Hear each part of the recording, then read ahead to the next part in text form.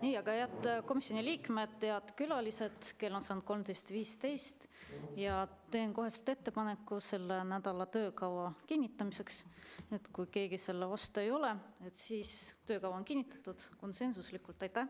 Ja liigume kohe ka meie siis tänase päeva põhipunkti juurde, mis puudutab Euroopa Liidu jagatavaid toetusi. Ja need toetused on suunatud siis Ida-Virumaa õiglase ülemineku fondi siis meetmeteks.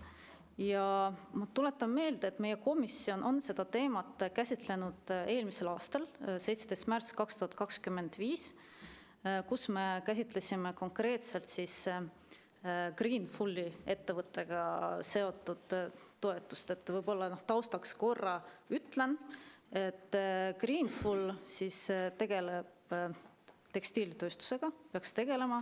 Nad on esitanud taotluse, aga mis äratas siis korruptsioonivastase erikomisjoni huvi selles, et esiteks need ettevõtted loodi vahetult siis enne taotluste esitamist 10-päevase vahega ja toetuse saamiseks siis toetusi saadi maksimaalses ulatuses, ehk siis 3 ettevõtet sai maksimaalselt toetust, mis on 13 miljonit. 13 miljonit iga ettevõtte kohta, kokku tegi siis 39 miljonit. Ja too hetk lubati, et ehitus põhimõtteliselt juba teha, kõik asjad on valmis aastal 2026. Tänaseks on selgunud, et mitte midagi ei ole selles osas tehtud. Et Sillamäelt on ka tulnud kinnitus linna pealt, et ühtegi ehitusluba pole siiani taotletud. Ja tegelikult ka see, mis on meedias välja toodi välja, tegelikult ka see tehnoloogia, millega siis taotlused esitati, et see tehnoloogia ei olnud too hetk tõendatud. Ja tänaseks on ka tehtud uued otsused selles osas, et mis on need tähtajad õiglase ülemineku fondi meetmete osas, et see tähtaeg on pikendatud ministri määrusega kuni 2029. aastani. Ja võib-olla siin võikski kohe liikuda vaikselt küsimuste juurde, ma tutvustan ka meie külalisi. Meil on täna kutsutud Majandus- ja Kommunikatsiooniministeeriumi innovatsiooni asekantsler Sigrid Rajalo. Aitäh tulemast. Samuti on ettevõtluse innovatsiooni sihtasutuse ettevõtete toetusosakonna juht Eero Liivandi. Aitäh. Ja teenuse omanik Erki Varbalu, samuti EIS-ist. Ja oli kutsutud ka meie majandusminister Erkki Keldo, aga tema nõunik siis saatis, et tal ei ole võimalik istungil osaleda. Aga võib-olla uuesti siis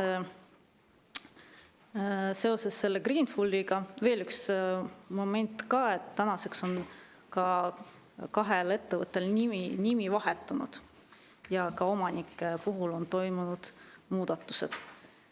Et võib-olla siis uuesti ka algusest, et siin ka kõik komisjoni liikmed ei olnud, ma saan aru, meil on ka toimunud vahetused siin komisjoni koosseisus.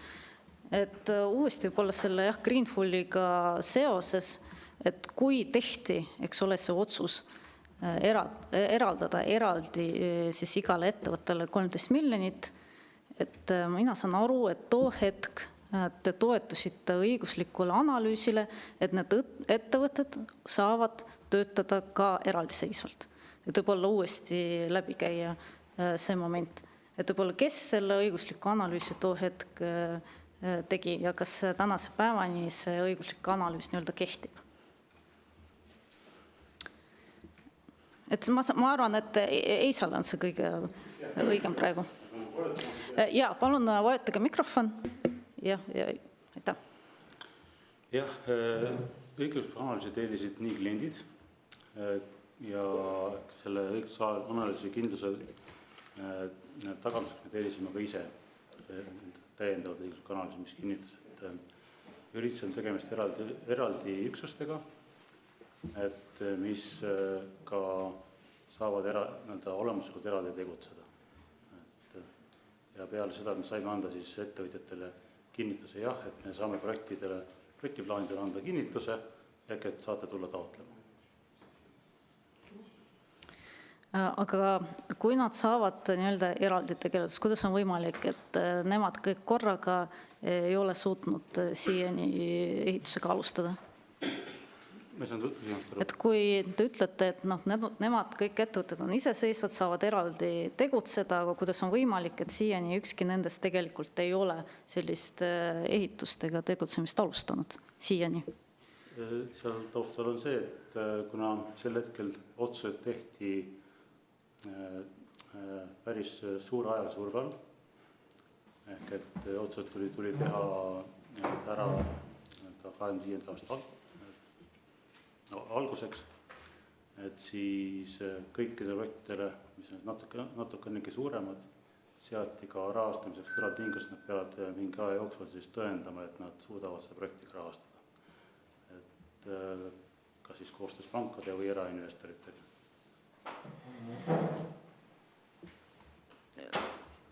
Jaa, Rain Epes, tegelikult nagu väga ei kõlanud vastusena küsimusele, aga Rain?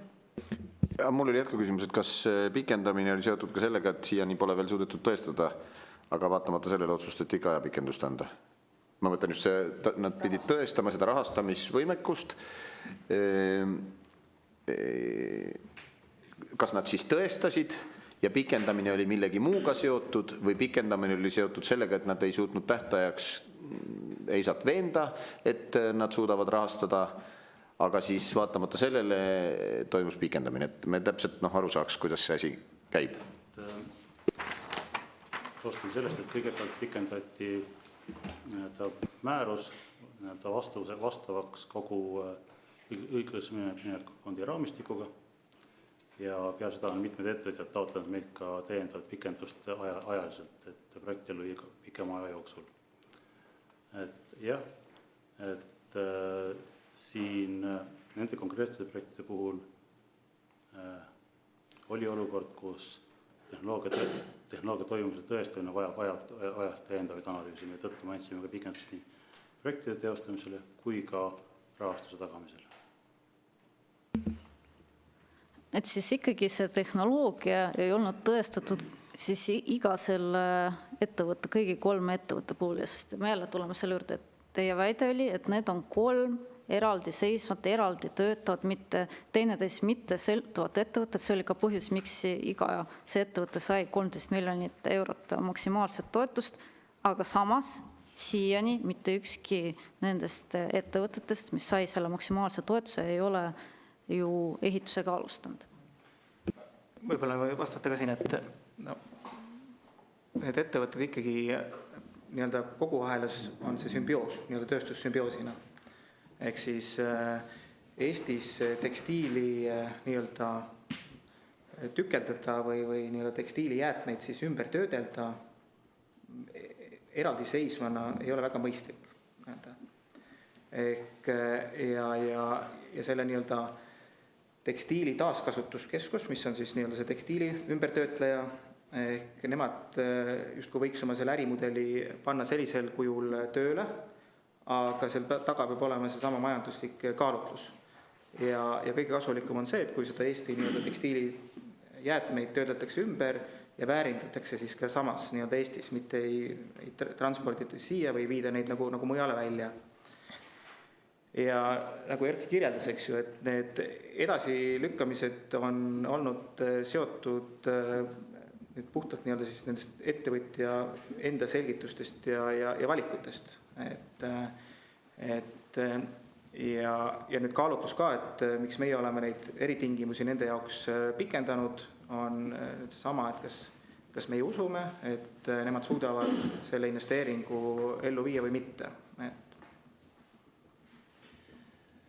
Jaa, aga see veel kord ju tõestas ära selle, et see ikkagi ei ole 3 eraldi ettevõtted ja nad ei toimi eraldi, et ikkagi on vaja, et oleks, see on nagu ikkagi üks ja sama projekt, et see ju lähebki vastuollu selle esialgse argumendiga, et nad said kõik eraldi selle maksimaalse toetuse, kuna nad on eraldi ettevõtted, toimivad eraldi, aga praegu ju see vastus kõlas, et see on sümbioos, et tegelikult ei ole mõtet ju panna eraldi tööle. Et selle loogika järgi, et miks siis see üks projekt sai sellise 3 korda suuremat toetuse, aga miks siis sellise loogika järgi et kas siis sellise, teoreetiliselt sellise loogika järgi oleks saanud ka nendele teistele projektidele, kes said selle toetuse samamoodi jagada sellises ulatustoetusi, kui nad oleks loonud veel lisaettevõtte täpselt vahetult siis enne taotluse esitamist ja öelnud, et see on ka, eks ole, sarnane projekt, aga lihtsalt meil on nagu kaks ettevõtet, lihtsalt miks on selline nagu erikohtlemine või siis oligi üks, kuidas öelda, ettevõtja, kes oli väga hästi teadlik nendes taotlusreeglites, nendes tingimustes ja oskaski, kuidas öelda, leida sellise võimaluse, mida teist ei leidnud. Ja, me lähtusime sellest samast õigusanalüüsist, millele siin ka viidati, ehk kuna see ei välistanud tegelikult sellist lähenemist, siis ei olnud ka meil nagu põhjust öelda, või tunnistada need nii-öelda taotlused mitte vastavaks. Nüüd see, et need tekkisid tekkepõhisena, ega me sellist varianti ei reklaaminud kellelegi välja, see on see sama, et kui nutikas täpselt ettevõtja on, kes taotlema tuleb. Et siis selle õigusanalüüsi tellis Greenful, saan ma õigesti aru, te ütlesite, et esimene vastus oli klient tellis, ma ei saanud lihtsalt aru, mida tähendab klient. Taotleja. Nii-öelda klientide poolt oli esimene õigusarvamus ja me tellisime eraldi ka õigusarvamuse, mis kinnitas seda kliendi poolt tellitud õigusarvamuse järeldust. Et siis tellis Greenful või üks nende ettevõtetest, saan ma õigesti aru? Kes see oli see, kes on klient? Ma lihtsalt ei saa aru, see klient on nagu väga umbmäärane. Meil edastas selle õigusanalüüsi nende konsultatsioonifirma. Kelle nende? Nende 3 ettevõtte ühine konsultatsioonifirma. Et neil oli ikkagi ühine konsultatsioonifirma, aga kas teil on ka meeles selle nimi? Jah, Energix. Õigusanalüüsifirma või nõustaja. Et siis oli 2, oli nõustaja ja oli veel juriidiline firma. Just. Võite mõlemad nimetada? Nende õigusanalüüside firmad ma peast ei mäleta, aga nende nõustajaks oli Energix konsultandid.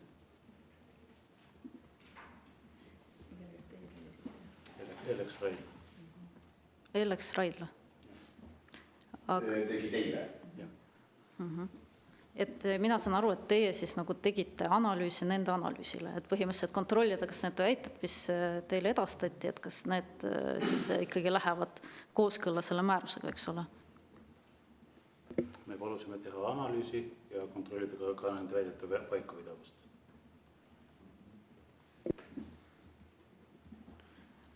Kui palju muidu oli ka ministeerium sellesse protsessi kaasatud või kuidas nagu, kui sul on sellised olukorrad, et kui palju ministeerium või kogu see otsustamisõigus, et see kaalutlusruum on täielikult antud EIS-ile? Ma võin siin vastata, et hindamiskomisjoni, ettevõtlustoetuste hindamiskomisjonis on Majandus-kommunikatsiooniministeeriumi esindaja, aga see on ainuke koht ka, kus siis nemad sekkuvad. Ma võin siin veel vastata, et projektide ettevalmistamise käigus me konsulteerisime nii MKM-iga kui Rahandusministeeriumiga kui ka Riigi Tugiteenuste Keskusega. Et osapooled olid kaasatud ka, et just kõiki neid aspekte läbi arutada. Võib-olla ministeeriumi poolt ka kommentaar. Ja, aitäh. Ministeerium ministeerium ei sekkugi toetuste andmisesse. Ehk et nii nagu Eerusen ütles, et hindamiskomisjonis on tavaliselt erinevate meetmete hindamiskomisjoni tees on tavaliselt MKM-i esindaja, aga see on üks esindaja seal, 10-15 inimese seas. Ja kogu see rakendamine, kuidas hinnatakse, mida hinnatakse, mis analüüsi küsitakse, kogu ettevõtetega suhtlus on ikkagi EIS-il, et seal MKM-il ei ole mingisugust rolli. Ja see on määruses nõnda ka alati kirjas olnud.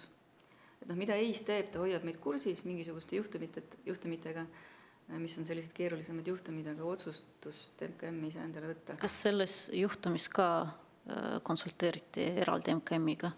Et kuna seal olid ka juristid kaasatud? Ma nüüd selles osas vastuse võlgu, sest et mina isiklikult toona selle teemaga ei tegelenud, aga me oleme Greenfulil ka hiljem ikkagi pilku peal hoidnud, et aru saada, et mis seal siis toimub.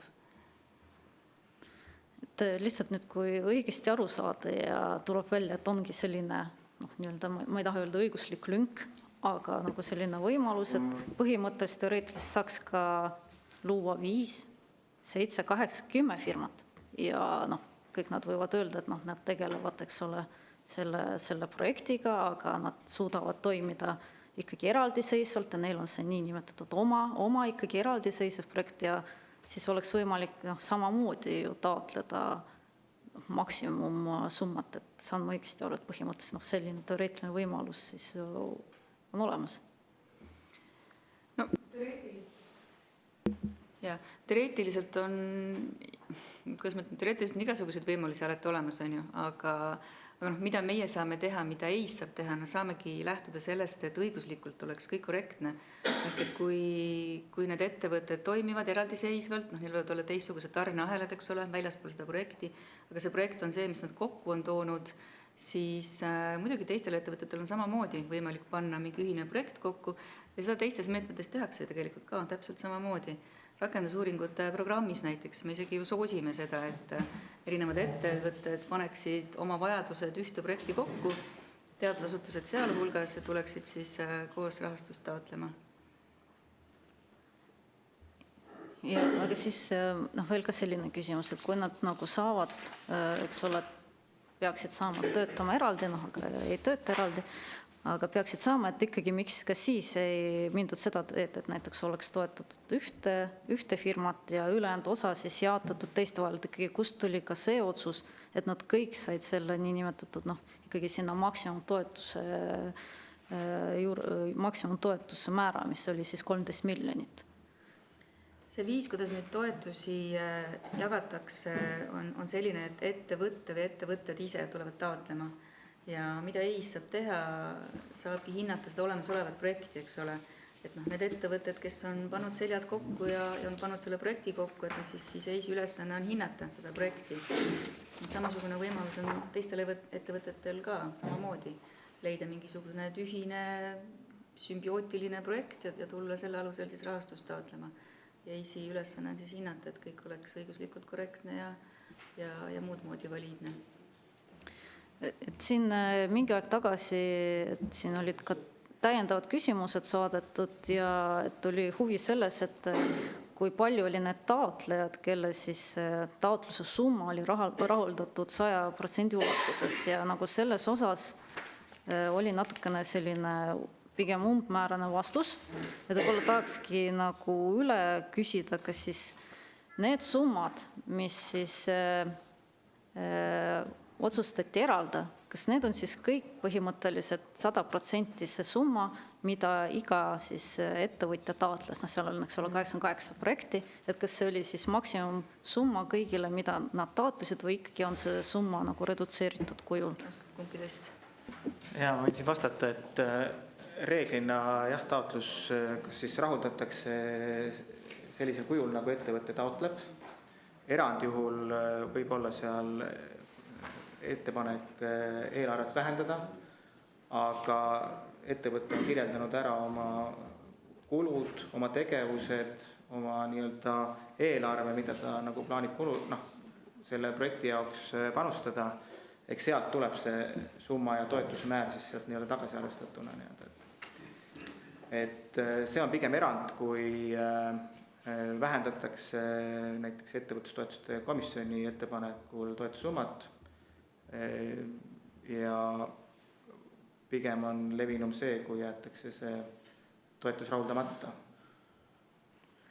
Aga kas siis selle, eks ole, õiglase fondi ülemineku raames, selle fondi raames, kas olid projektid, kus toetusi vähendati? Minule mäletamist mööda ja minu teadaolevalt ei olnud. Oli neid, mida me ei rahuldanud, aga neid, kus toetussummat vähendati, ei olnud. Aga see nüüd on mälu järgi, faktiliselt seda praegu ei kinnita. Ja, et ma lihtsalt küsingi, et selles osas oligi lihtsalt eraldi küsimus ja see vastus oli natukene selline umbmäärane, et seetõttu on see, küsingi üle. Ja Võib-olla uuesti see moment, et kui, eks ole, need otsused langetati või vaadati neid taotlusi läbi, tehti siis otsuseid, kes saab, kes ei saa, et millal võib-olla ajaline raamistik, et millal, eks ole, need otsuseid, need taotlused läbi vaadati, millal need õiguslikud analüüsid tehti, et võib-olla lihtsalt ajaline raamistik.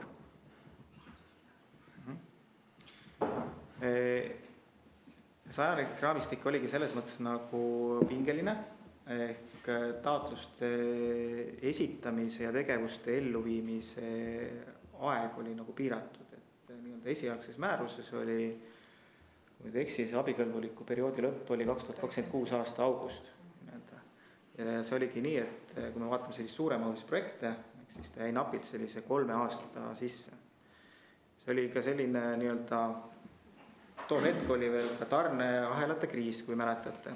Ehk väga raske oli saada maailmast kaupa.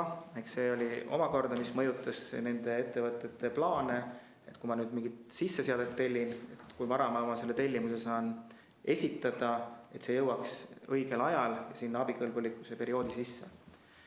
Ehk seal kindlasti oli sellist nii-öelda ajalist survet, et tavapärane projektide menetlemise aeg on 60 päeva. 60 tööpäeva. Jah, eks see on, mis me nii-öelda ettevõtetele nii-öelda piirajana oleme nagu öelnud, et selle aja jooksul taotluse esitamisest peaks siis kas jõudma mingisuguse otsuseni või siis, kui on vaja lisaküsimusi küsida, siis see võib pikemaks minna, kui see näiteks viibib kliendi vastamise taga. Et kui need taotlused siis esitati, näiteks mingi osa oligi 2024 suvi, et seal juuni-juuli paiku, et siis pärast seda siis umbes 60 päeva jooksul siis vaadati need taotlused läbi, telliti need õiguslikud analüüsid ja siis kas siis rahuldati või mitte rahuldati. Et näiteks Greenfuliga seoses oli eraldi võib-olla. Greenfuli puhul õigusliku analüüsi tellisime me enne taotluste esitamist, et olla üldse kindel, et kas me saame lubada nad taotlema. Et see oli see olukord, et me tegime seda enne taotluste esitamist. Rain Epler. Ma tulen natuke võib-olla protseduurika juurde, aga võib-olla see on ka oluline, et seesama tähtaja pikendamine, millest te rääkisite ja seal käis läbi lause teie vastuses, et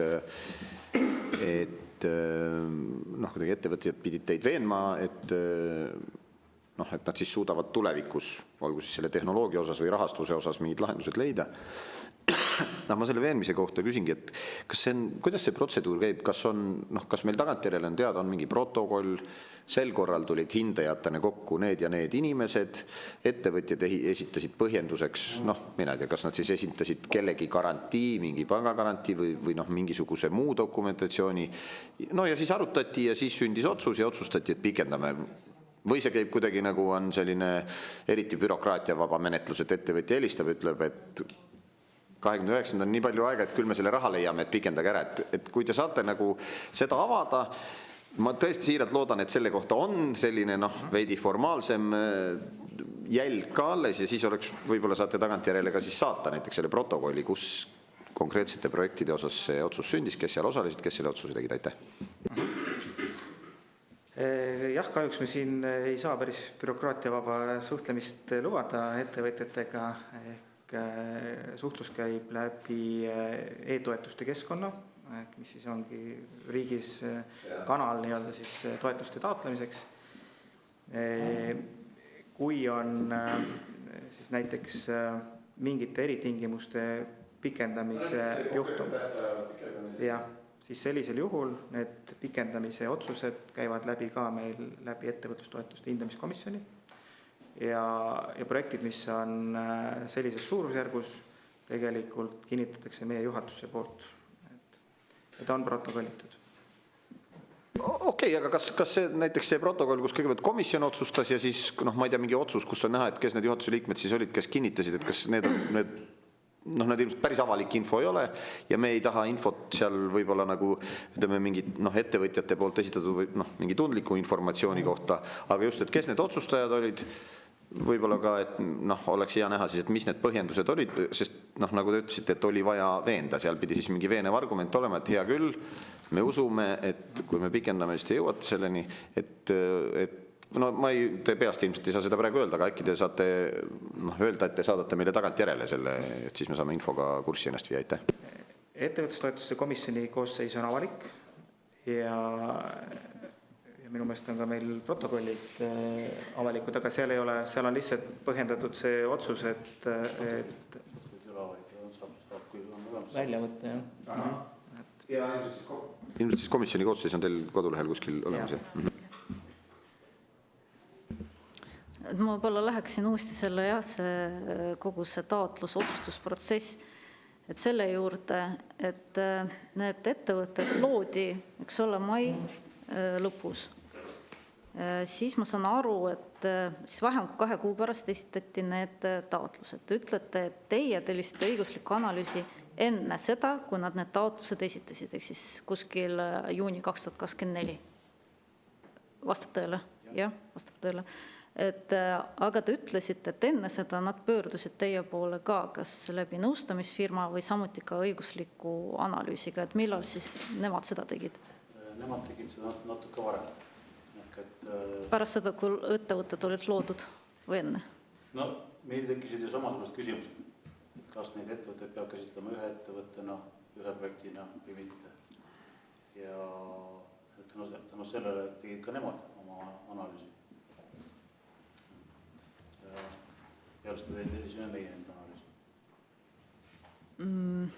Et siis nemad pöördusid teie poole vahetult kohe pärast ettevõtete loomist või ikkagi enne seda, kui ettevõtted olid loodud? Võib-olla ühe sellise info ütlen siia juurde, mis loob võib-olla selgust. Ehk selle õiglase ülemineku fondi investeeringutoetuste puhul eelnes taotlemisele eelnõustamine. Ehk ettevõte enne, kui ta tuli taotlus sisse esitama, esitas oma idee, mida ta tahab teha. Ja selle idee esitamise hetkel ei pruukinud üldse ettevõtet olla. Ta ütles, et ma tahan selliseid asju teha ja seal on mitmeid ettevõtted, kes loodi siis nii-öelda vahetult enne selle toetuse taotlemist. Ja selle eelnõustamisel ei olnud ka ajalist piirangut, et kaua see võib kehtida. Et kui taotluse esitamisest on see 60-päevane nii-öelda siis ajaraamet, mille jooksul otsuseni jõuda, siis eelnõustamise puhul seda ei ole. Kas te mäletate, kes Greenfuli poolt siis osales sellel eelnõustamisel ja jagas oma seda ideed või olid seal erinevad esindajad? Siin vastab Erki. Mikrofon ka siis. Et kui nüüd päris nimest ma ei julge seda kõike välja öelda, aga need samad ettevõtete juhatuse liikmed, kes sel hetkel seal olid laua taga, et ega ma rohkem praegu ei saagi öelda, et kui esmased pöördused tulevad meil tavaliselt läbi kodulehe pöördumist või e-maili. Et võib-olla selle saab meile nagu edasi saata, et ma saan aru, kui oli e-mail, kes oli saadetud kiri, et kes siis soovib osaleda, sai ma õigesti aru? Või jah, selle info saab veel välja küsida. Tänaseks on ju ka need juhatuse liikmed ka vahetunud, et need, kes siis osaliselt olid hoopis teised inimesed. Priit Sibul. Ma korra küsin, ma ei saa aru, kas see ettevõtja kohta oli see maksimum 13 miljonit või idee kohta, eks ma vaatan, mitmed ettevõtted on ju küsinud erinevateks ideedeks erinevaid summasid. Küll kellegi vist summa ei tule see maksimummäär täis, aga et kas see siis oli ettevõtte kohta või miks neil oli üldse seda 3 ettevõtet asutada, kui nad on, ma ei tea, 3 eraldi eksisteerivat ideed, et kas siis pidi olema ikkagi 3 erinevat juurkeha või pidanud, ma ei saa sellest lõpuni aru, aitäh. Jah, see oli nüüd ettevõtte kohta ja seda, kui oleks täiesti erinevates valdkondades projektid, siis saab ettevõtte küsida rohkem. Aga jah, et riigiabi reeglid ei luba ühte ettevõtet toetada rohkem. Kas see 13 miljonit tuleb konkreetselt määrusest ka välja? Ida-Viru toetuste puhul see summa kujunus tegelikult loodud töökohtade pealt. jälle, kui õigesti mäletan, siis keskmise palgaga töökoha loomine oli 150 000 töökoha kohta toetus ja 1,2-kordne nii-öelda siis keskmise palgast 1,2 korda kõrgema töökohaga loomine oli siis 300 000, eks, sellise sammuga. Ja see sõltus tegelikult palju ettevõtte oma projekti raames plaanis töökohti luua. Aga vastus sellele, kas see 13 miljonit tuleb määrusest, jah, et see on määrus kirjas.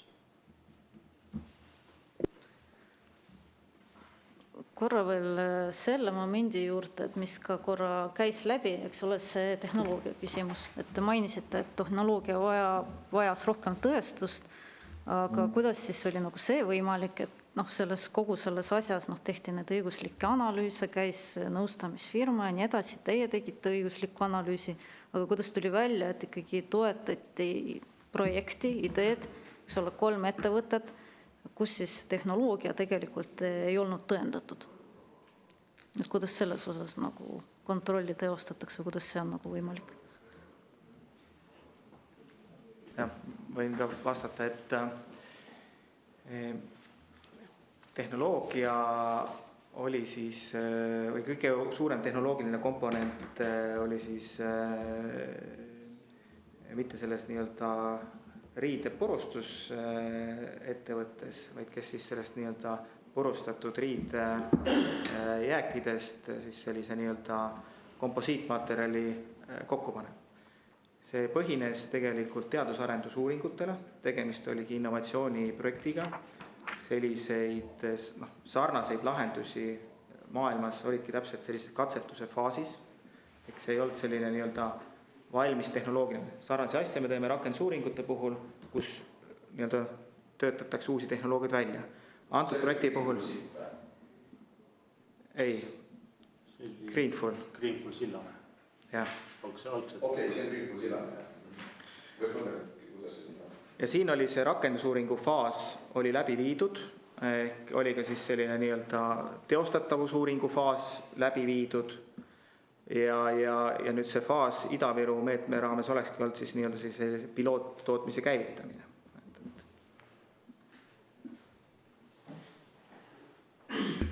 Riina Sikkut. Ja aitäh. Ma vaatan ülevaatlikus tabelis on näha, et väljamakseid paljudele projektidele või ettevõtetele on tegema hakatud, mõnel veel ei ole. Kas on nüüd mingid vahetähtajad?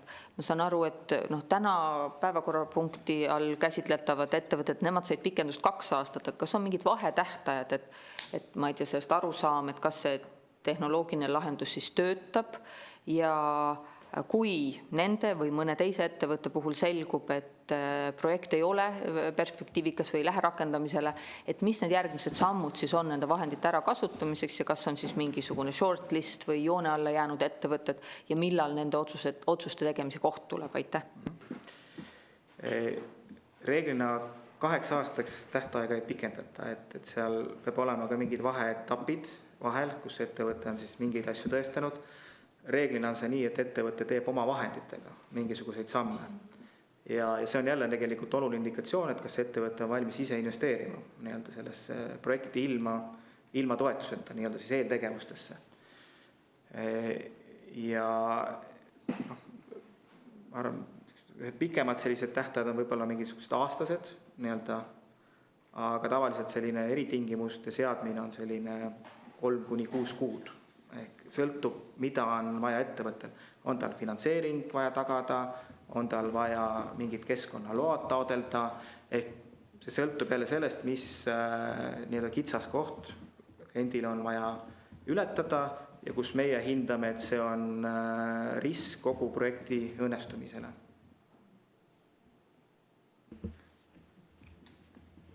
Kas saaksite veel korrata selle nõustamisfirma nime ja õiguslikku analüüsi teinud firma nime, kes siis oli Greenfuli poolt?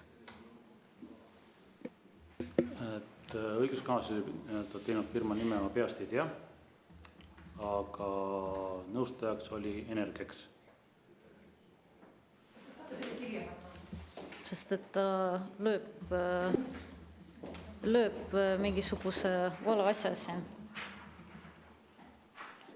see on see, mis on ikkagi X-i lõpuga, saan ma aru, see on õige. Aga seoses selle, eks ole, tehnoloogia, et millal nagu teieni jõudis see info, et selle esialgse versiooniga, selle esialgset võib-olla selle projekti ideega, et nad ei suuda nagu jätkata, et millal teile sellest teada anti ja kuidas võib-olla see suhtlus üldse käib? Ma võin nüüd vastata, me jälle mingi piirini saame rääkida, mingi piirini ei saa, eks, et hetkel see pikendamise küsimus ei olnud tehnoloogias. Ehk see projekt oli nii, et oli olemas tehnoloogia ja oli rahastus, 2 partnerit. Aga nende partnerite vahel tekkis lihtsalt eriarvamus. Ja sealt tuli siis see lahendus, et raha jäi alles ja nüüd raha oli vaja siis uut tehnoloogiat sinna juurde tekitada. Ja jälle, kui me vaatame, mis ajas on nagu muutunud, ehk mis on väga tüüpiline innovatsiooniprojektide puhul, ehk lahendused lähevad ajas paremaks ja odavamaks. Ehk siis täna näiteks tegelevad oluliselt ressursisäästlikuma ja energiakokkuhoidlikuma ja efektiivsema tehnoloogia väljaarendamisega.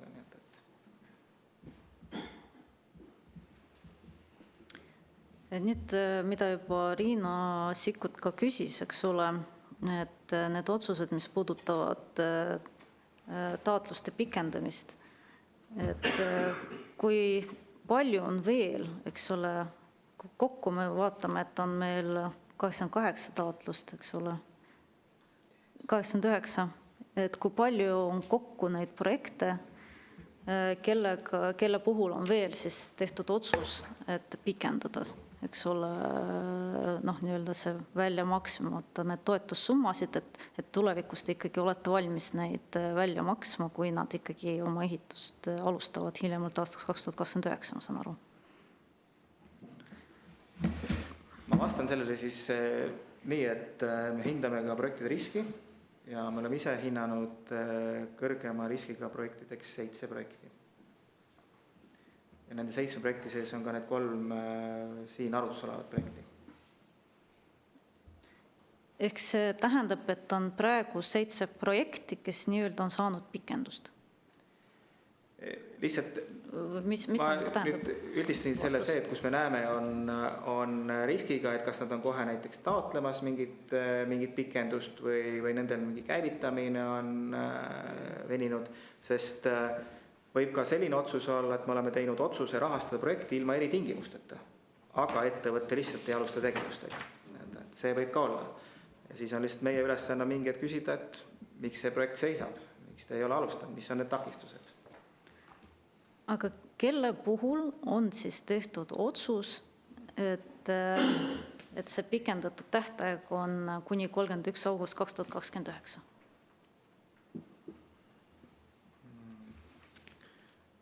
Ma ei oska arvuliselt nüüd öelda, me peame seda eraldi vaatama, et kuna see on nüüd, ma arvan, meil on hübriide, et seal on osadel võib-olla 2027 aastani pikendatud 26 pealt, eks see on, iga kaasus on eraldi olnud, et siin ei ole sellist kindlat joonlauaga mõõtmist. Kuidas siis on selle Greenfuliga? Mis olukord neil on? Kas nende puhul on pikendatud, kas nad on lihtsalt riskis või on mingi otsus? Nende puhul on hetkel pikendatud eritingimuste tähtaegu. Mitte selle abikõlbulikkuse perioodi lõpuni, vaid meil on 2 eritingimuse tähtaega, üks on novembri alguses sellel aastal ja järgmine on 2027 aasta märtsi alguses. Ja et mis need nagu eritingimused on, üks novembri algus ja teine siis järgmine aasta, mis te ütlesite? Et eritingimused on suuresti samad, mis olid projekti käivitamisel, et üks on omafinantseeringu tõendamine ja nüüd teine on tehnoloogia toimivuse tõendamine.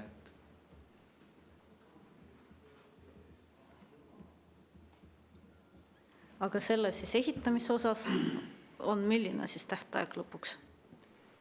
Abikõlbulikkuse lõpptähtaeg on ikkagi see august 2028. Või 20, kas on 28 või 29? 28. Kuidas nagu sellest nagu aru saada? Et kelle puhul on 29 ja kelle puhul on siis mingi muu?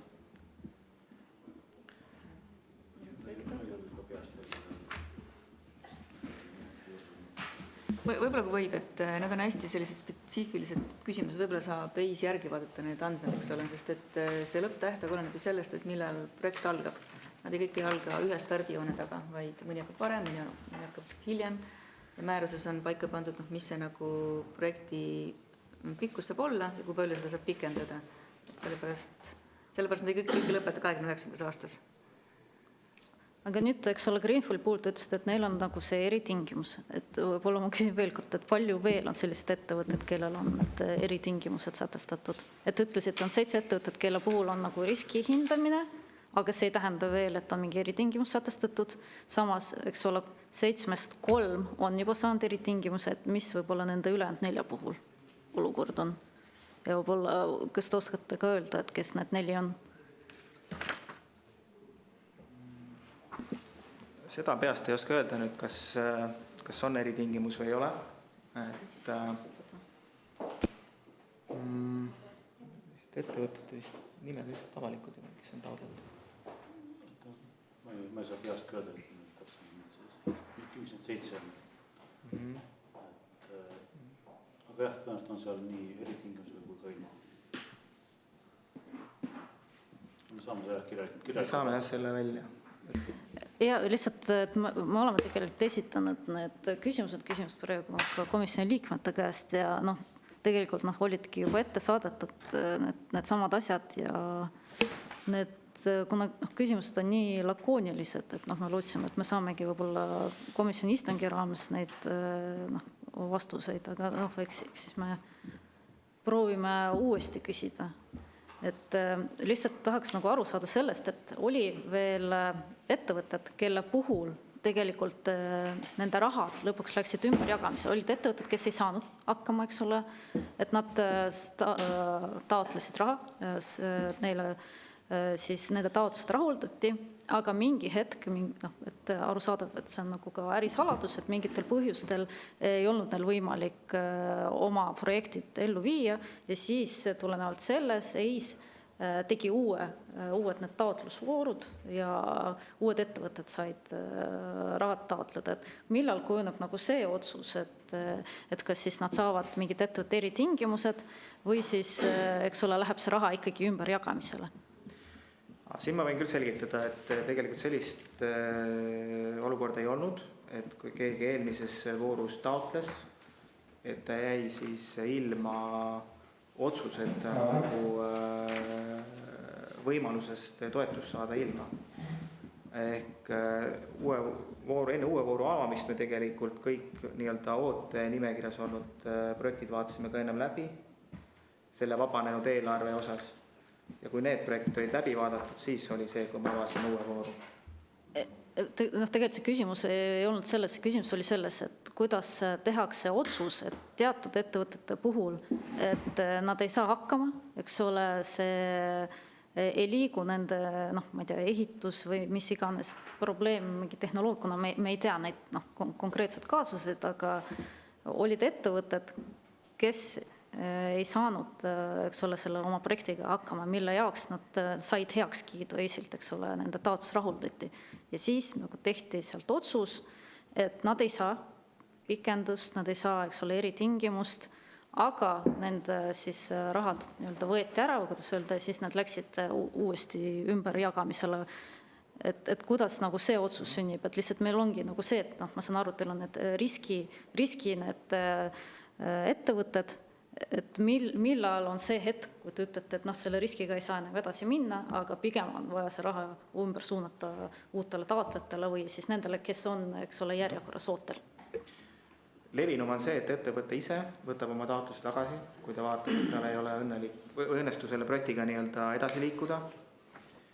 Ja noh, hetkel võin öelda, et näiteks need kõrge riskiga projektide jaoks tuleb selline tõehetk 2026 aasta sügisel. Sellepärast, et see on ka selline nii-öelda viimane hetk potentsiaalselt vabanev raha uuesti turule suunata. Kui me oleme teinud otsuse ja me oleme näinud, et ettevõtja teeb ise samme selleks, et selle projektiga edasi liikuda, siis me ikkagi püüame leida neid võimalusi, et ta realiseeriks selle projekti, mitte jätaks pooleli. Kas siis need, kelle puhul läks nii-öelda raha ümberjagamisse, eks ole, et mul see summa ei ole ees, aga see oli vist ka 30 midagi miljonit, et kas nende puhul nad kõik võtsid ise oma taotlust tagasi? Toetuste puhul on ka levinud see, et klient või ettevõte ei kasuta toetust 100%, mis talle on otsustatud. Ehk tal mingid tegevused on väiksemas määras tehtud, mingid tegevused kujunevad odavamaks, kui ta esialgu eelarves planeeris. Nii et sealt vabaneb ka nii-öelda raha. Et see ei ole alati see, et keegi on projektist üldse loobunud. Aga ma võin siin vastata. Ehk et need, kes on täna meil otsustühistuse staatuses, kes said raha ja projektile viinud enne seda otsuse tühistamist, ikkagi oli pidev suhtlus nendega ja hetkel tuli tõdemus, et ei suuda täita mingeid tingimusi, mis neil on seatud. Isegi ka täiendava aja andmisi oli suutnud täita, siis otsustatud loobuda. Siis nad annavadki meile teada, et me loobume sellest projekti ellu viimisest, siis me peame otsuse tühistama ja siis saame rääkida sellest raha ringi jagamisest uutele projektidele. Et ma saan aru, et teie ikkagi panite neile, eks ole, need tingimused ette ja nemad vastasid, et nad ei ole võimelised seda täitma või siis teie ise nagu hindasite, et nad ei ole võimelised seda täitma? No lõpuks on see ettevõtja otsus, kas ta ütleb, et ta jõua ellu viie projekti või ei suuda mingit tingimused täita. Ja kui ta ei anda ka täiendav aeg, et kas ise suuda, siis peame tegema selle otsuse meie.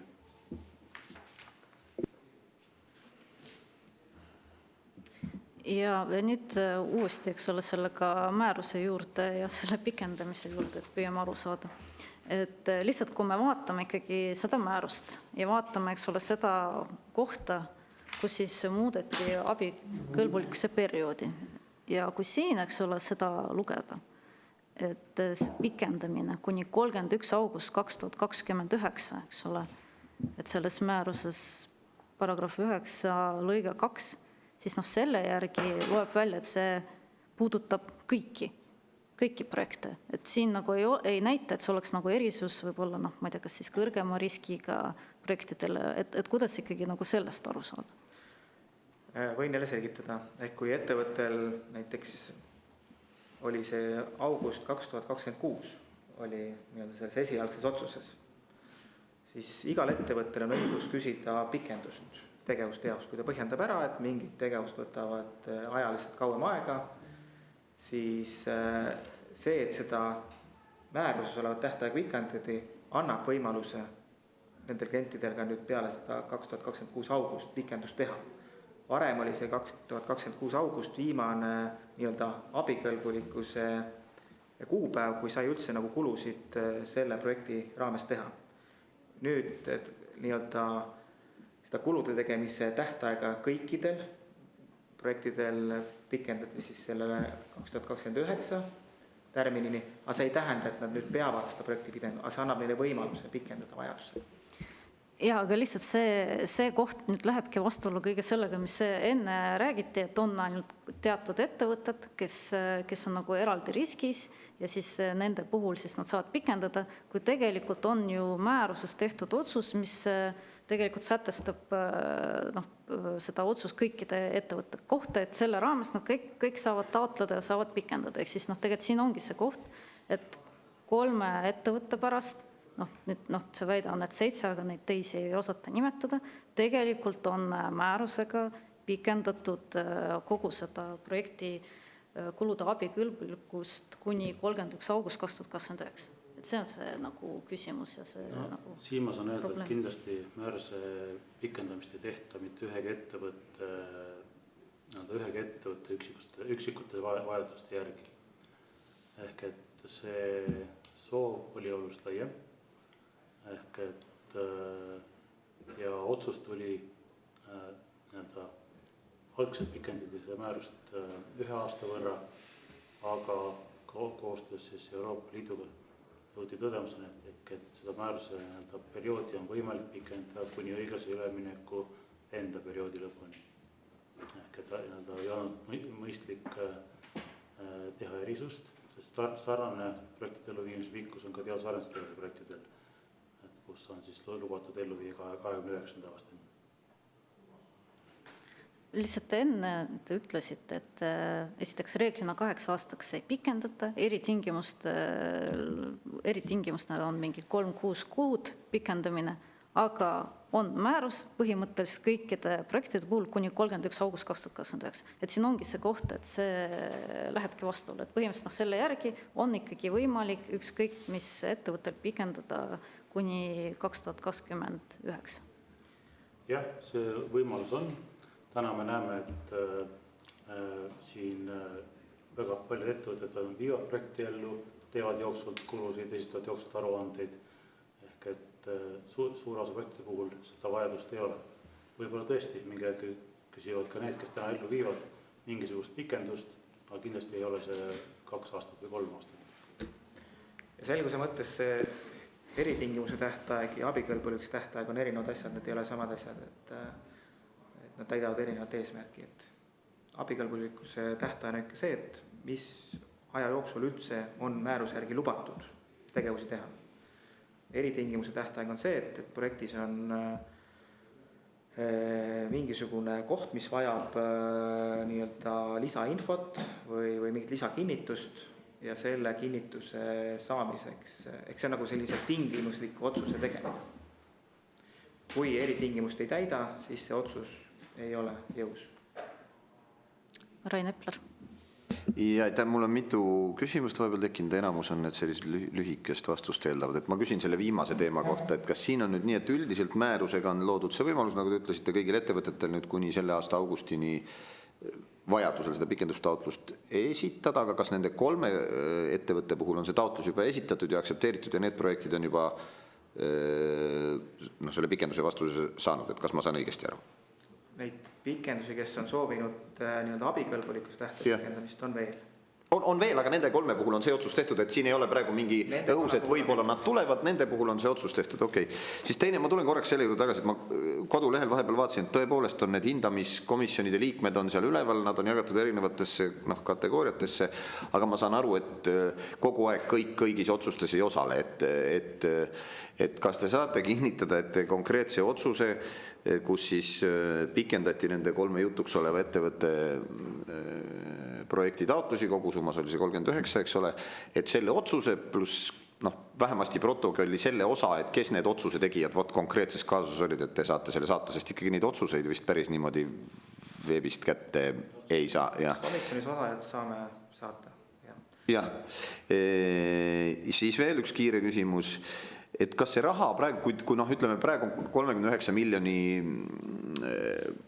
summas otsused pikendatud, kas see tähendab, et see raha selles mõttes nagu taotluste mõttes on kinni, et piltlikult öeldes, kui kõik need summad on justkui nagu sellele samale summale keegi enam taotlust ei saa esitada, et te sellist riskihindamist ei tee, et teil on seal mingid tõenäosused ja te nii-öelda bookite üle, sest teada on kogemuse pealt, et mingi osa langeb ära, et siis vähemalt teised ei jää välja. Teil on ikkagi nii, et kui on 39 miljonit taodeldud, see on edasi lükatud 29-ni, siis see 39 nagu ülekatet ei saa taotlustega ka broneerida või kuidas see nagu raha jagamise loogika selles valguses käib? See on nüüd õiguse ülemineku fondi puhul natuke laiem teema. Ehk et ettevõtlusprojektidel lubati Rahandusministeeriumi poolt meil võtta täiendavaid kohustusi 15 miljoni ulatuses. Üle siis? Üle eelarve. See on nagu, ja see on kogu eelarve vastu kogu eelarvet. Okei, siis on vähemalt seal mingisugune nagu see riskihindamise lõtk olemas. Ja ma küsiks paar kiiret veel.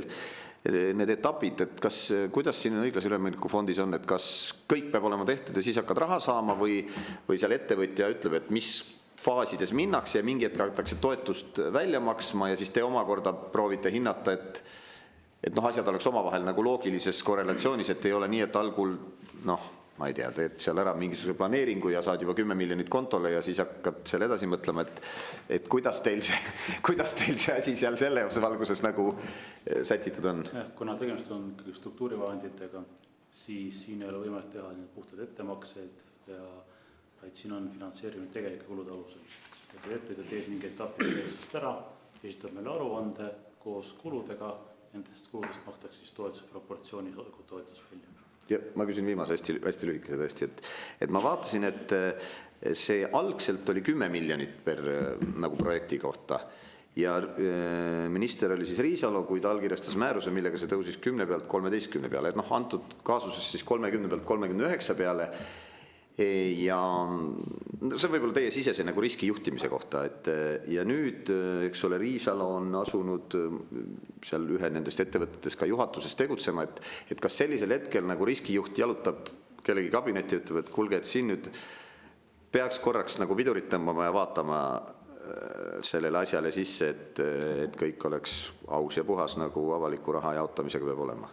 Et kas sisemises riskijuhtimises sellised teemad nagu panevad mingi lambi kuidagi põlema või ei pane? Jah, loomulikult juhi äratavad ka meie tähelepanu ja me teeme ka siis avalikkuses teadaolevat taustakontrolli, eks ju, aga kui seal ei ole nagu mingisugust meile teadaolevat seost, siis see haldusmenetlus ei luba otseselt seda arvesse võtta või kuidagi seda nagu piirava tegurina hakata käsitlema. Jah, tõesti, et see oli see järgmine etapp, nüüd järgmine plokk küsimustest, aga Rain juba avas selle, et eks ole nagu seos poliitikutega, poliitiline seos, et eks ole esimene kord, et miks oli see põhjus ka, miks korruptsioonivastane erikomisjon kogunes, et siis äratas tähelepanu see, et tekkisid seosed nii-öelda Eesti 200-ga ja konkreetse poliitiku Tarmo Tammega, kellel oli osalus Greenfulis, aga kes müüs maha, aga samas kui minister käis äridelegatsiooniga, siis kaasas oli Tarmo Tamme poeg, kes siis esindas Greenfuli. Seejuures tolleaegne Greenfuli omanik ei teadnud sellest mitte midagi. Et ta ütles, et talle selle kohta ei räägitud mitte midagi. Ja täna on üleüldse olukord veel rohkem muutunud, et see esialgne omanik on nii-öelda tõrjutud. Nüüd, et seal on olnud vahetused, kus siis tõsteti aktsiakapitali. Selle tulemusel siis tõrjuti see esialgne omanik, et seal on vahetunud siis kuidas, kes on seal, kes omab, eks ole, suuremat osalust.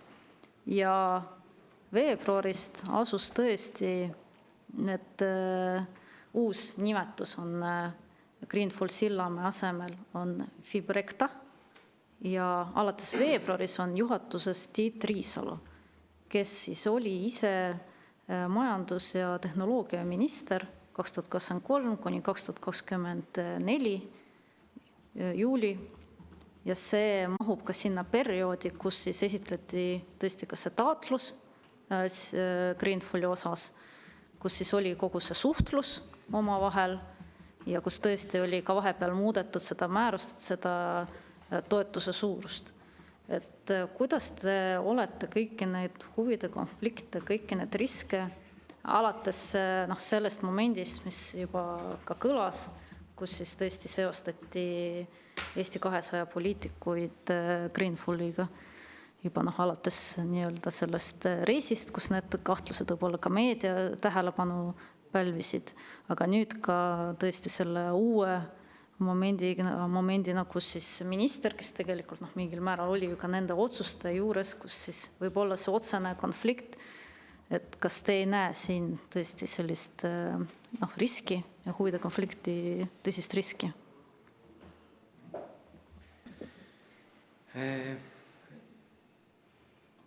Ütleme nii, et me oleme nende kohta lugenud ka meediast, või siis tekkepõhisena teada saanud. Ehk jah, et ei ole tunnetanud küll ausalt öeldes sellist poliitilist survet, et kellegi huvid kuskil oleks mängus.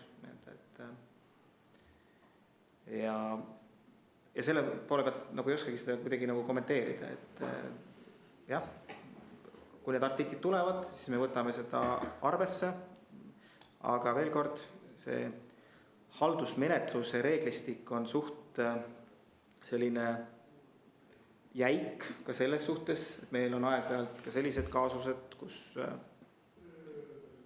me peame vaatama, kas inimesel on kehtiv kriminaalkaristus või mitte. Ja sul on võimalik teda nii-öelda siis jätta kõrval ainult siis, kui tal on näiteks kehtiv kriminaalkaristus. Aga kuidas te siis üldse neid huvide konfliktide riske maandate? Et arvestades, et siin, jah, ma saan aru, et te ütlesite, algselt oli juba teil õiguslik analüüs tellitud, et kuna oligi kuidagi ootamatu, et maksimumtoetust 3 ettevõtet alles loodud, 3 projekti samas omavahel seotud, siis tõesti hiljem ju hakkasid ilmuma ka need artiklid ja seosed, et ka Margot Roose, kes on endine Tallinna abilinnapea, kes on ka Eesti 200-ga seotud, tal on ka osalus selles ettevõttes. Et kuidas siis neid huvide konfliktide riske maandatakse? Läbi toetuste protsessi, ehk ongi otsuste lahusus, ehk eelnõustamist teeb eraldi inimene, toetusi menetleb eraldi inimene, ettevõtlustoetuste hindamiskomisjon teeb ainult ettepaneku, kas rahastamiseks või mitte rahastamiseks, ja lõpuks siis nii-öelda selle otsuse allkirjastab sõltuvalt selle, mis mahus see on, võib-olla siis seal vastavalt vastutuse maatriksile, eks ju, ja suuremad otsused ongi see, et allkirjastab meil juhatus.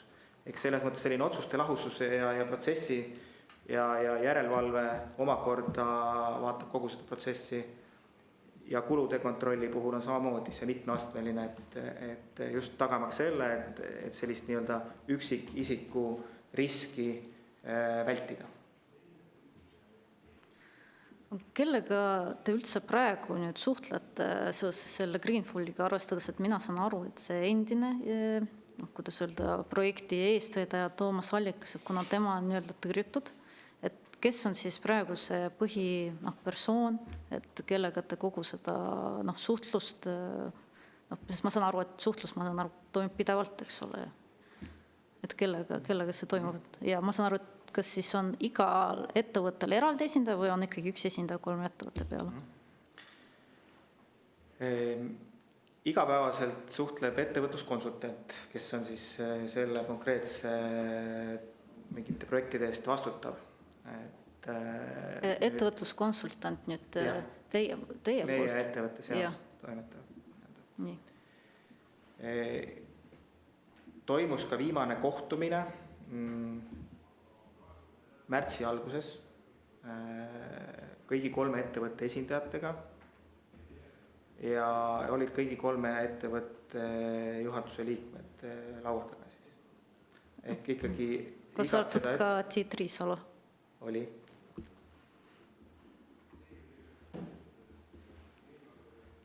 Ja too hetk siis pandi paika, ma saan aru, et need eritingimused, ma saan aru, nad taotlesid talvel eritingimust nii-öelda pikendamist ja millal te tegite selle otsuse, nüüd see esialgne novembri algus ja siis juba veel ka järgmine aasta? See ongi märtsikuus tehtud otsus. Sellel kohtumisel? Ei, kohtumine oli selleks, et saada sisendit, saada selgitusi meil endal tekkinud küsimustele. Seejärel käis siis nii-öelda juhatusel otsustamisel ja juhatus otsustas. Mida nad peavad siis nüüd praeguse seisuga novembri alguseks ära tegema, et selle projektiga üldse mindaks edasi, et teie nii-öelda jääksite selle projekti taotluse juurde? Et mis siis peab see, et ma saan aru, et jah, te mainisite oma finantseeringu tõendamist, kas tehnoloogiat, aga võib-olla konkreetselt selle novembri alguse puhul? Omalt poolt mainisid ka, eks ju, et sealt siis nii-öelda üks osanikest nii-öelda lahjendati sealt ettevõttest välja põhimõtteliselt, kes oli siis nii-öelda selle tehnoloogia tooja sinna projekti. Ehk siis antud juhul meie jaoks ongi põhiküsimus, ehk meil on esitatud siis materjalid ja selline nii-öelda teadus-arenduskoostöö leping, mille alusel nad siis arendavad nii-öelda uue tehnoloogia. Meie soov ongi aru saada seda, et kas nad jõuavad sellega nüüd aasta lõpuks sellise faasi, et seda on võimalik nii-öelda siis piloottootmistehases rakendada. Aga oma finantseeringu seda tõendamist, millal seda te nõuate? See on järgmise aasta märtsis. Et siis ma saan aru, et novembri algus, see on see, mida te palute, et see oleks tehnoloogia, see uus tehnoloogia, mida nad peaksid nüüd kasutusele võtma ja oma finantseeringu tõendamine, seda te ootate märts 2027. Jah. Aga seda ei ole vaja oodata, kui see tehnoloogia ennast ei õigusta, siis on võimalik juba see eelmise eritingimusega. Aga kuidas te üldse hindate, et see uus tehnoloogia, et see kõik nii-öelda on õige arvestades, et eelmise korral oli samamoodi, eks ole, kõik esitletud, kõik oli ilusti kirjas, analüüsitud, aga samas pärast hiljem osutus ebatäpseks. Ei osutunud ebatäpseks, ega see tehnoloogia ju jätkuvalt on pädev. Ehk seal taga on olemas siis ülikooli mingid rakendusuuring või teadusarendusuuring. Kuni selleni välja, et ka toote näidised on meile esitatud, et missugune see toode siis sealt välja tuleb. Et ma saan aru, et te siis plaanite teha koostööd ülikooliga, et nagu näiteks selle õigusanalüüsi puhul te tellisite, et ma saan aru, et plaanite ka omalt poolt võib-olla täiendav analüüsi tellida, et kui nemad, eks ole, omalt poolt tulevad selle uue tehnoloogia välja, näitavad, et kõik on, ma ei tea, suurepärane, siin on tõendusfaktid, et kas te omalt poolt ka siis teete mingi analüüsi või kuidas see käib? Ei välista majavälise ekspertiisi kasutamist, kui selleks on vajadus. Aga hetkel ikkagi see koostööleping on siis taotlejal sõlmitud ülikooliga, mitte meil. Priit Sibul. Ma lihtsalt korra küsin, et millest see kõhkluks seisib? Te vahepeal enne ütlesite, et ajas on läinud need tehnoloogiad, neid on tulnud juurde, need on läinud odavamaks ja nüüd anti aega novembrini, et selguks, et kas see tehnoloogia, mida nad siis välja valivad, et kas see on pädev või ma ei saa aru täpselt, et kus me seda spunki praegu otsime. Päeva lõpuks on küsimus retseptis, et kuidas komposiitmaterjalis omavahel asjad koos püsivad, kui stabiilsed on, ja milline ta visuaalselt välja näeb, eks ju, et kui see on mingi materjal, mida sa tahaksid müüa ka. Küsimus oli isegi tehnoloogias retseptis põhimõtteliselt.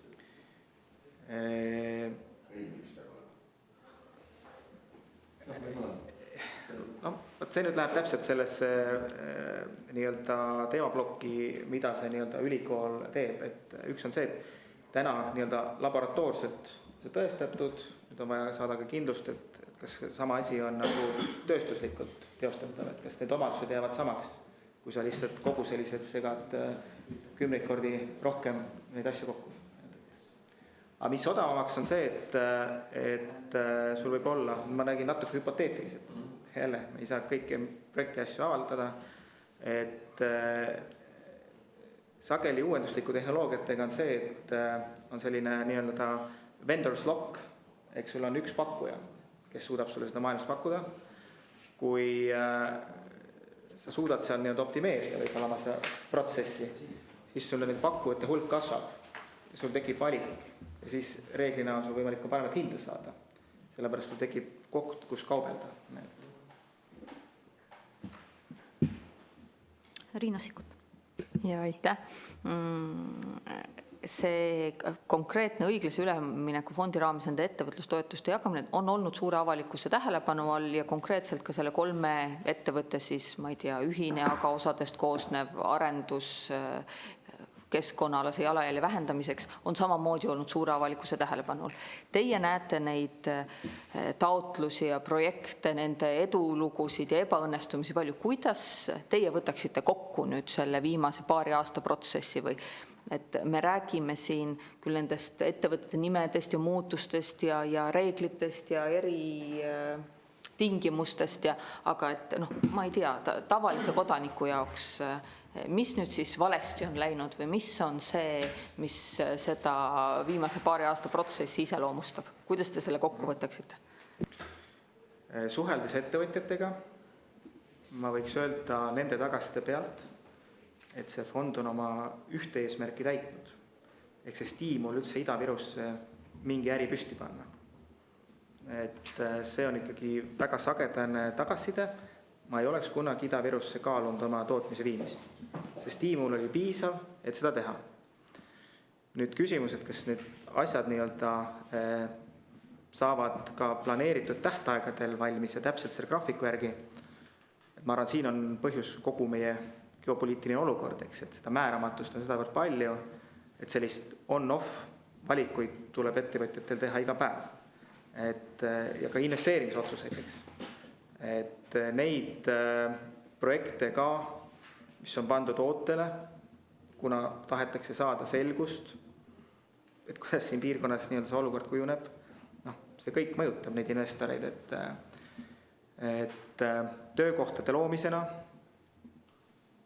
nüüd on ka meediast läbi käinud, paari kuu pärast näiteks avatakse looduspaa seal Peipsi ääres. Projektis nad planeerisid luua 45 töökohta, täna räägivad nad värvad 100 inimest. Ehk siis selgelt seal on suurem mõju kui tegelikult see, mida võib-olla seal esialgu nagu lubati, eks. Ettevõtjate oma investeering oli sinna ligi 28 miljonit, päris arvestatav summa. Et ma arvan, et ta on oma eesmärki täitnud. Ja täpsustav küsimus, et tõesti, kui vaadata neid projekte, kellel on väljamaksed tehtud, et siis kui on tegemist autoremondi töökojaga või ma ei tea, keemilise puhastuse või spa või hotelliga, et kus sul ei ole mingit uut tehnoloogiat, teadus-arenduskomponenti, siis tõesti tundub, et asjad edenevad, töökohti luuakse, raha makstakse välja. Nüüd, kas õiglase ülemineku fondi raames oli mingi spetsiifiline eesmärk, et seal peab olema teadus-arenduskomponent või et millist riskitaset siis EISKA aktsepteerib või oli puhtalt tegemist töökohtade loomise prioritiseerimisega, et siit nii vastuste kui projektide puhul tuleb välja, et ongi edenevad need asjad, mis on olemasoleva tehnoloogiaga suhteliselt lihtsad, lisavad väiksema arvu töökohti, need, mis on keerulised, innovatiivsed, uuenduslikud, tundub, et on vaja pikendust ja väljamakseid ei ole seni tehtud. Kahtlemata ettevõtluses tuleb riske võtta ja nii edasi, aga et võib-olla nad asjad ei sobi ühte meetmesse kokku. Et kas tegelikult oleks pidanud disainima 2 eraldi meedet või need tingimused peaksid, aga tugi, mida EIS pakub, peaks olema võib-olla erinev? Seal ongi tegelikult, ütleks 5 erinevat vooru olnud. Seal oli suuremahuliste investeeringute voor, mille alt on ka siis neid jutuks olnud projekte toetatud. Ja selle eesmärk oli luua siis uus ärisuund või uus äri.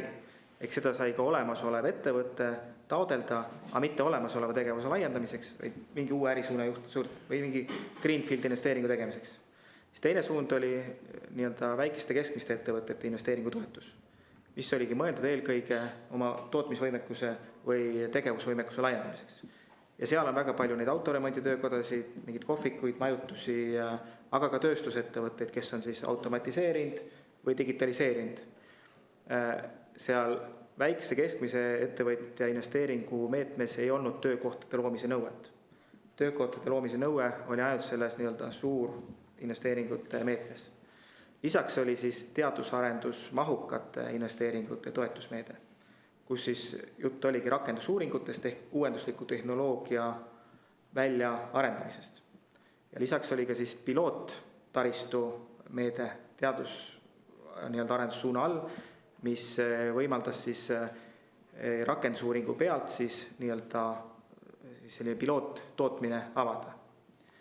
Ja lisaks oli ka veel siis sellised taristu investeeringud, et näiteks seal, ma ei tea, Jõhvi loomeinkubaatori loomiseks või Jõhvi tööstuspargi mingisuguse inkubatsiooniprogrammi loomiseks, et seal oligi tegelikult 5 erinevat suunda meedet.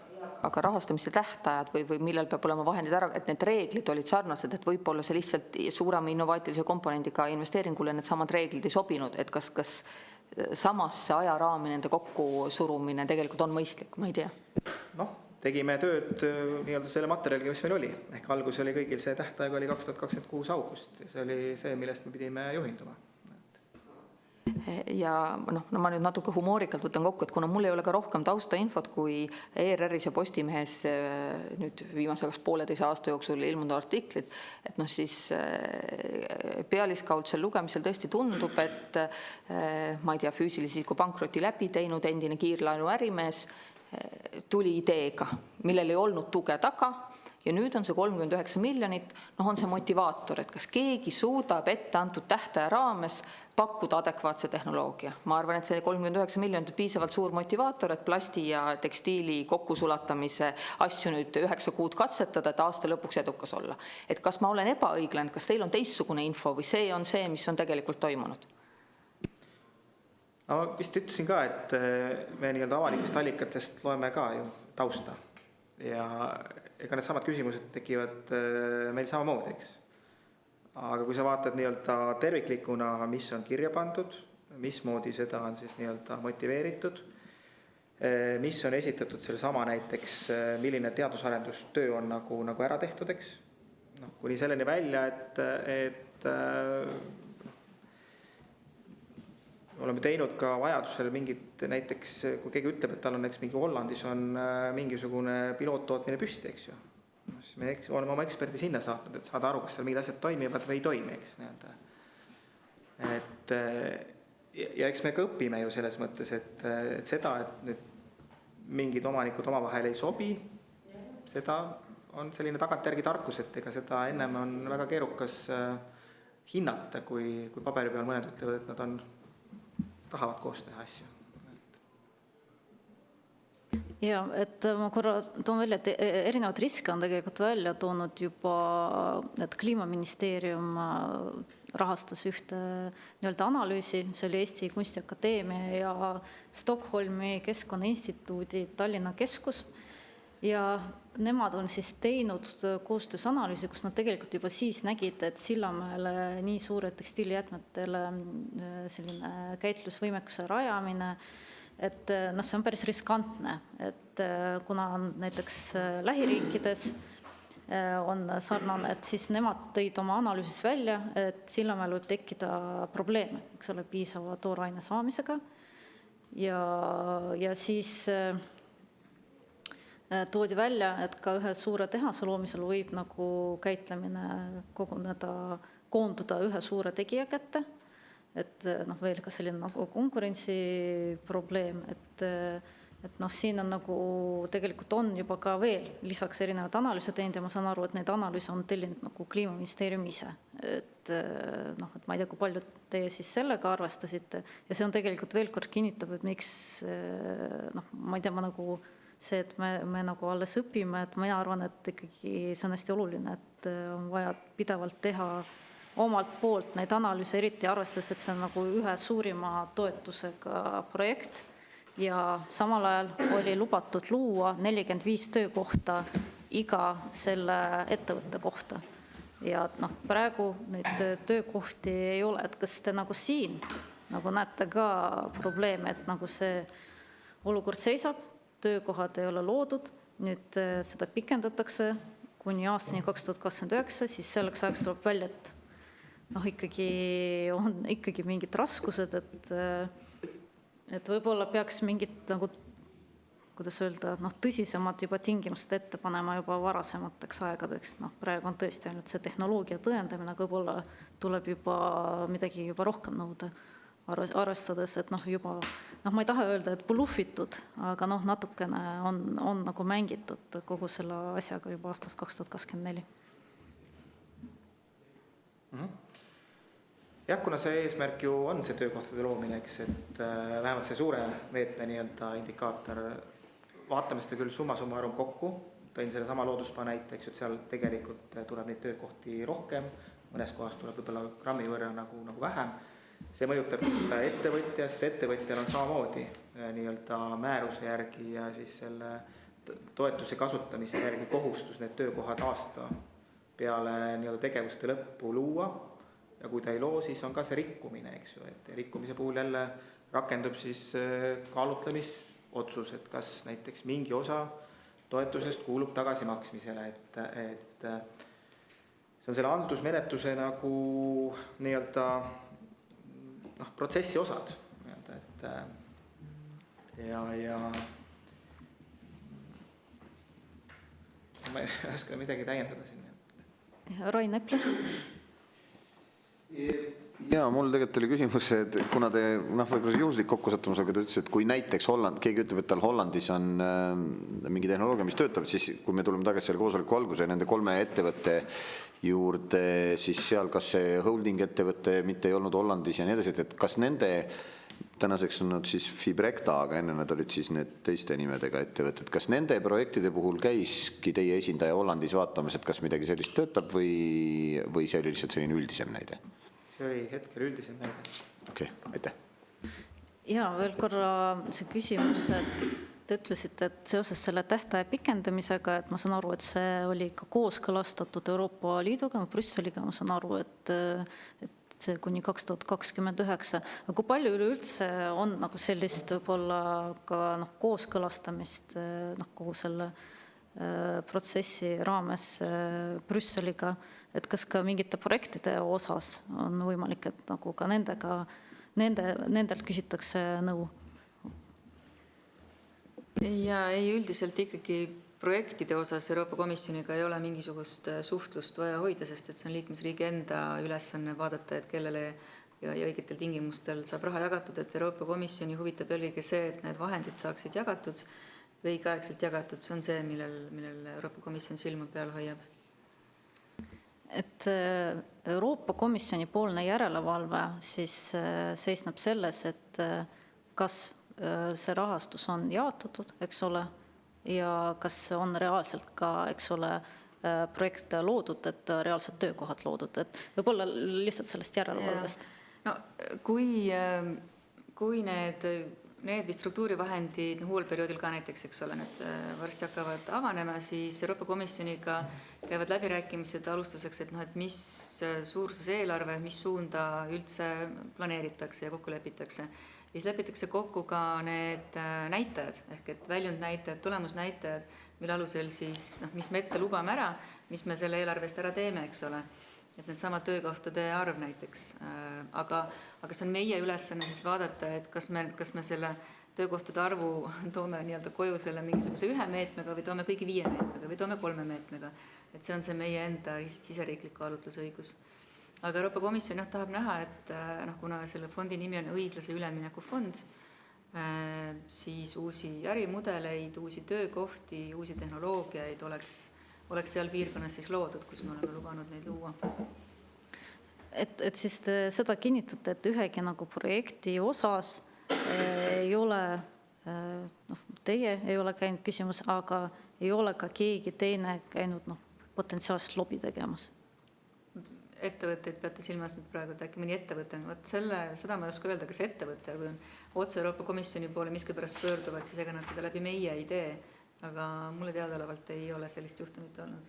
Aga teoreetiliselt, eks ole, seda on võimalik teha? Aga Euroopa Komisjon ei otsusta seda rahastust siseriiklikult, ehk et nad võivad ju Euroopa Komisjoni juures käia, aga see raamistik, kuidas me õiglase ülemineku fondi rahastust jagame, on juba meil riigil siis Euroopa Komisjoniga enne vaja kokku lepitud.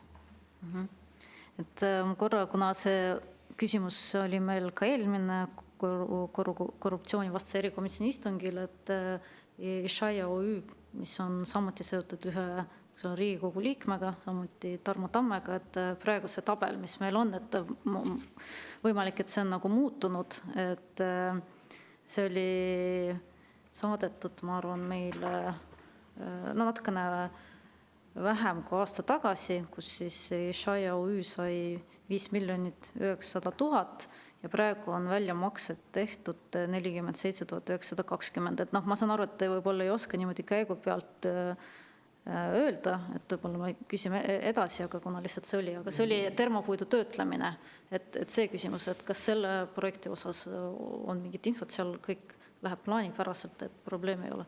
Et me küsime võib-olla eraldi, et kui niimoodi ei osata öelda kohe.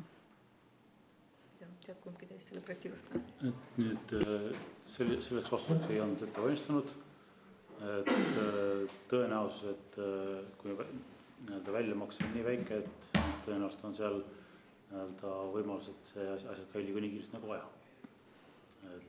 Aga jah, et me täna siin ei tea heast öelda. Vabandust, ma ei kuulnud, et seda eelmist lauset, et võimalik, et kuna väljamakse on nii väike, et võimalik... Ja võimalik, et ka nemad vajavad täiendavat aega, et täna ma ei julgest öelda. Aga et see ettevõtte väidetavalt ei ole selles 7 riski ettevõttes, et oli see 7 riski ettevõtet, millest 3 oli Greenfuliga seotud, et kas niimoodi ei tule? Ishai on ka? Et siis lihtsalt algselt ütlesid, et ei mäleta, mis ettevõtted olid. Ehk siis need, kes on riski all, kes võimalik, et siis nad taotlevad pikendamist, neid on 7 tükki, kellest 3 on Greenful, keda on ka seostatud nii-öelda Eesti 200 poliitikutega ja 1 lisaks on veel Ishai, mis on ka seotud Tarmo Tammega Eesti 200 poliitikuga. Ja 2 puhul, et me veel küsime täiendavat infot veel lisaks. Lihtsalt remargi korras juurde, ehk need 7 ei ole need, kellel on pikendus, vaid me ise oleme hinnanud sisemiselt kõrgema riski. Ma mõtlengi, et need nagu riski need, aga ma saan aru, et pikendamist võivad tulla paluma veel täiendavalt ettevõtted. Ja ka nende väikeprojektide voorus on neid, kes taotlevad pikendamist mingite tegevuste elluviimiseks. See ei ole mingi selline erand. Ja, aga see oligi nagu arutelu, et kuidas tuli ikkagi määrus, et kogu see abikõlblikkuse periood nihkus august 2029, et see oligi see, millest me üritasime aru saada, et kas see võis sõltuda nendest konkreetsetest ettevõtetest või mitte. Priit Sibul. Ja mõned positiivse küsimuse ka, muidu jääb mulje, et ainult see üleminekufondi kange ainult mõjutused. Selle magnetitehase teema, et kas seal on kõik väljamaksed tehtud, ma vaatasin see tabel on ja mõtlen, võib-olla saab eelmisele küsimusele ka vastuse, et kuna seal on ka, et on suhteliselt väike osa kogu toetusest. Ja teine asi, et kui me enne rääkisime, et kogu määr on 13 miljonit, siis ma vaatasin, et siin on 14 miljonit 790, et mis erisus siis Narva tehase puhul oli? Ehk et see on 2 küsimust. Just. Esiteks võtame vastus, et Narva magnetitehase puhul ei ole kõigi maksed teostatud. Projekt peaks lõppema selle aasta keskel, et võimalik, et nad taotlevad ka mõne kuu pikendust, võib-olla mitte. Ja toetuse mõttes me räägime siis 2 summast. Et algselt oli määruses 2 vastavalt riigiprojektidele. Oli kuni 50 miljonit eelarvega projektid ja üle 100 miljoni projektid. Siis vahepeal grupierandi määrus muutus ja siis vastavalt sellega konkreetselt see määrus, ehk et projektid kuni 55 miljonit ja projektid üle 110 miljonit rohkem. Ehk et alla 55 miljonit projektidel sai anda kuni 13 miljonit toetust ja üle selle siis oli see grupierandi määrus riigiabi andmise arvutamise abivalem, millega on võimalik anda siis toetust täna kuni 22 natuke peale miljonit. Jah. Ehk et varem oli see maksimumpiir oli 18,75, mis oli ka magnetitehase algne toetus, aga nende seal mingid tehnoloogia oleks odavamaks, nad taotlesid ka projekti vähendamist ja siis on toetus väiksem. Aga lihtsalt, kas nende puhul, vaatasin kuskil mingeid uudiseid juba eelmises septembris, et tehas sai varem valmis, et kas tehas sai valmis või nad toodavad ka täna juba? Neil täna reaalselt toimub monetide tootmine, aga nad ei ole saanud kõik mitte selles mahus. Just. Aga ütleme, et kas te umbes oskate öelda, palju sellest toetusest on välja makstud, pool või vähem? Siin meil vaatan on umbes kolmandik, on nii-öelda toetust välja makstud, on see on, mis on eelmise aasta tabel meil. Ma arvan, et see on praegu natuke grammik üle poole. Kas komisjoni liikmetel on veel küsimusi? Et ma arvan, et me võiksime kokku tõmmata selle arutelu, et me kindlasti veel saadame need täiendavad küsimused, et seoses nende riskiettevõtete osas, kes on nii-öelda 4 tükki me teame, 3 veel oleks vaja teada, siis ma saan aru, et Rain Epleri poolt protokollid selle... Kes oli konkreetselt projekti otsustajate ring? Ja sa võid pane mikrofon, siis mul läheb see. Et kes oli nende projektide see otsustajate ring, et see pikendus anda, nüüd 3 ettevõtet, kellest me räägime, ja siis nagu te ütlesite, et oli vaja veenda, et on mõistlik pikendust anda, et on lootust, et mis see veenvus oli, et kas seal oli mingi garantiikiri või mingisugune tehnoloogiline, et ma ei palu, et te saadaksid seal liiga ärisaladuse mingeid asju, aga et kust see nagu veenmine siis tuli? Aitäh. Ja kõik, mis on tõesti seotud kas selle ärisaladusega, sellega, et siis komisjon vastavalt käsitleb seda nii, nagu siis EIS palub või siis vahel kaetakse kinni, eks ole, teatud asjad, et siis et me nagu näeksime ainult mingid asju, mida siis komisjon võib näha, aga et kogu see muu tundlik informatsioon, et siis komisjon ka seda käsitleb vastavalt, et see ei läheks kuskile ringlema. Ja muidugi, et komisjon omalt poolt muidugi jälgib ka tõesti neid arenguid, et ka seda novembri alguses toimuvat siis otsust, et mis siis, kas nad suudavad tõendada, kas suudetakse tõendada seda uut tehnoloogiat või mitte ja siis kuidas siis need asjad arenevad edasi. Aitäh teile!